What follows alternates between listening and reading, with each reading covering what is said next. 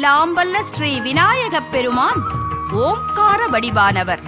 தமிழ்நாட்டிலே உள்ள சுவாமிமலை எனும் அருட்பதியில் சிவபெருமானுக்கு முருகப்பெருமான் ஓம் எனும் பிரணவத்திற்கு பொருளுரைத்து சுவாமிநாதன் என்று திருப்பெயர் பெற்றார்.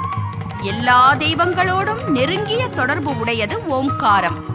அப்படிப்பட்ட அருள் வாய்ந்த ஓம்கார ஒலியை எழுப்பக்கூடிய சங்குகளில் நீர் நிரப்பப்பட்டு அந்த சங்குகளில் உள்ள நீர் புனிதம் பெற்று அவைகள் எல்லாம் வல்ல இறைவனுக்கு அபிஷேகமாவது மிக விசேஷமான ஒன்றல்லவா? மூலவரான தண்டாயுதபாணி பெருமானுக்கு விபூதி அபிஷேகம் நடந்த திருக்காட்சி இப்போது சின்ன திரையில் வருகிறது. விபூதி ஞானத்தின் அடையாளமாக திகழ்வதாகும்.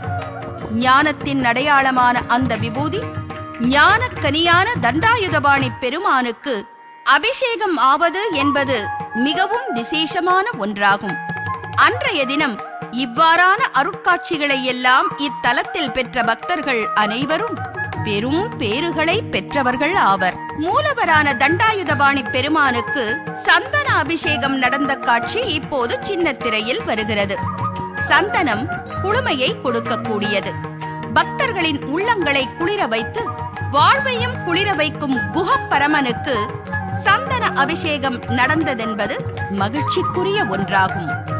மங்கள மேளம் முழங்க புனித கும்பம் எடுத்துச் செல்லப்பட்ட காட்சி இப்போது வந்து கொண்டிருக்கிறது. இது போன்ற புனித நிகழ்வுகளில் கலந்து கொண்டு எல்லாம் வல்ல இறைவனின் திருப்பெயர்களை உரைப்போர் பெரும் பேறு பெறுவர்.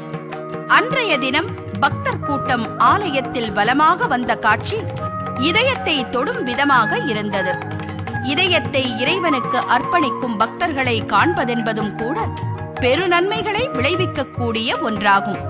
இந்த அருட்காட்சிகளை தரிசித்தவாறு நாம் முருகா முருகா முருகா என்றுரைத்து பெருநன்மைகளை பெறுவோமாக.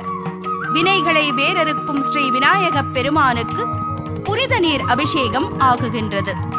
பின்னர் மூலவரான ஸ்ரீ தண்டாயுதபாணி பெருமானுக்கு புனித நீர் அபிஷேகம் செய்யப்பட்டு 108 சங்குகளில் உள்ள புனித நீர் அபிஷேகம் ஆகிறது. தர்மத்தை காக்கும் தண்டாயுதபாணி பெருமானுக்கு தீபாராதனை நடந்த திருக்காட்சியை கண்டு கந்தா போற்றி முருகா போற்றி என்றுரைத்து பேரருள்களை பெறுவோமாக.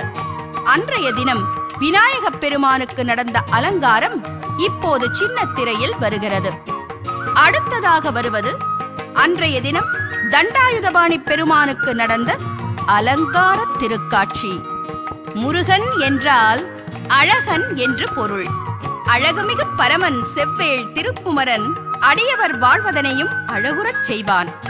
பரமனுக்கு ஓம் எனும் பிரணவத்தின் பொருளை உரைத்து சுவாமிநாதனாக திகழும் உருத்திரங்கண்ணன் புனித திருநாமங்கள் எங்கும் ஒலிக்குமாறு செய்வான். ஓம் எனும் பிரணவத்தை எல்லா உயிர்களும் முறையாக ஓதிட திருவருள் செய்து ஓம் எனும் பிரணவம் உள்ளங்களை விழும்படி செய்து சீரகங்களை படைப்பான் ஏரகப்பதி ஏற்றமிகு குகப்பரமன். அழகனா பெருமானின் அருள் தரும் ஆலயத்தில் அழகுமிகு வெள்ளித்தேர் உள்ளது. தண்டாயுதபாணி பெருமான் ஆலயத்திற்கு வெளியே இடும்பன் சந்நிதி உள்ளது. இச்சந்நிதியில் இருக்கும் இடும்பன் பெருமான் எதிரிலே உள்ள கோவிலின் மூலவரான தண்டாயுதபாணி பெருமானை வணங்கிக் கொண்டிருக்கிறார். மலேசியா நாட்டில் உள்ள பினாங் எனும் ஊர் மிகவும் பிரபலமானது. அவ்வூரை அடைந்து தண்ணீர்மலை எனும் பகுதியை நாடினால் அருள்மிகு தண்டாயுதபாணி ஆலயத்தை அடைந்து அளவற்ற பேரருள்களை பெறலாம். இந்த தண்ணீர்மலை ஆலயம் நாட்டுக்கோட்டை நகரத்தார் சமூகத்தால் நிர்வகிக்கப்பட்டு வருது. இங்கே தைப்பூசம் உலக அளவில் பெரிய இதுவாக நடந்துட்டு இருக்கு. தைப்பூசம் தான் ரொம்ப சிறப்பான இது. அடுத்து கந்த சஷ்டி, சித்ரா பௌர்ணமி, இது எல்லாமே பெரிய பெரிய விழாக்களாக கொண்டாடிக்கிட்டு இருக்கோம். இதில் பக்த கோடிகள் உலகத்தில் பல பகுதிகளில் இருந்தும் இங்கே வர்றாங்க. தைப்பூசம் பலரும் பல சேனல்கள்லையும் பார்த்துருப்பீங்க. பினாங்க அளவு சிறப்பாக தைப்பூசம் வேறு எங்கேயும் நடக்குதான்னு சந்தேகம்தான். இங்கே லட்சக்கணக்கான தேங்காய்கள் சுவாமி வர்ற போதும் திரும்புகிற போதும் விடப்படுறது கண்கொள்ளாத காட்சி. தெருவெல்லாம் உடஞ்ச தேங்காயா ஒரே ஒரு மணி நேரத்தில் அவ்வளவே சுத்தப்படுத்தி அந்த சுவடே தெரியாமல் இது பண்ணுறது ஒரு பெரிய அதிசயம்தான். அவ்வளவு தேங்காய்கள் எங்கே கொண்டு எப்படி எடுத்தாங்க, எங்கே கொண்டு போனாங்கிறது பார்க்குறது. இந்த ஆலயத்தில் மற்ற சிறப்புகள் என்னன்னு கேட்டால், நேர்த்தி கடன் அது எது செய்கிறதெல்லாம் தண்ணீர் மலையான்னு சொல்லி சுவாமி தண்டாயுதபாணி தண்ணீர் மலையான்னு சொல்லி வழங்கப்படுகிறார். நேர்த்தி கடன் பலவிதமான இதில் இருந்தாலும் முடி இறக்கிறது ரொம்ப சிறப்பாக இங்கே நடக்கும். சித்ரா பௌர்ணமியிலையும் கந்த சஷ்டியும் போதும் இதுவும் தைப்பூசத்தும் போதும் வந்து பல பகுதிகளில் இருந்து வர்றவங்க, வெளிநாட்டிலேருந்து வர்றவங்கெல்லாம் இங்கே மூடி காணிக்க செலுத்துவாங்க. அது போக நெய் தீபம் போடுறது நித்தியப்படியே உள்ள இது. வேண்டிய பிரார்த்தனைகளை வேண்டி நெய் தீபம் போட்டால் அது சிறப்பாக நிறைவேற்றப்படுது அப்படிங்கிறது ஒரு நம்பிக்கை.